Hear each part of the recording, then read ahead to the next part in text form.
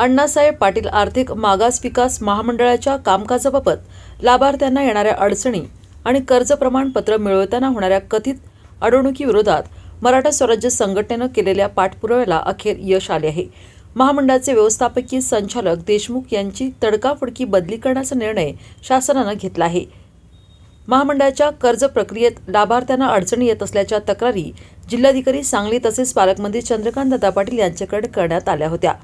याबाबत जिल्हाधिकारी कार्यालयात बैठकही घेण्यात आली होती. त्यानंतर व्यवस्थापकीय संचालकांची बदली झाल्याने हा निर्णय सकारात्मक असल्याने मराठा स्वराज्य संघटनेनं म्हटले आहे.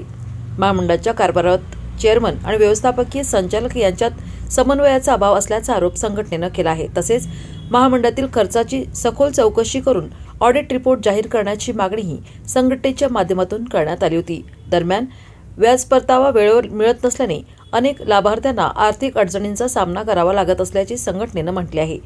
महामंडळाला शासनाकडून आवश्यक निधी उपलब्ध न होणे, नवीन कर्जदारांना कर्ज प्रक्रिया पूर्ण करताना अडचणी येणे, उत्पन्नाच्या मर्यादेचे निकष मराठा असल्याचे दाखले मिळवण्यात येणाऱ्या अडचणी, कर्ज कव्हरचे पैसे परत न मिळणे तसेच शासनाकडून दिला जाणारा पहिला हप्ता बंद होणे असे अनेक प्रश्न अद्याप प्रलंबित असल्याचे संघटनेनं स्पष्ट केले.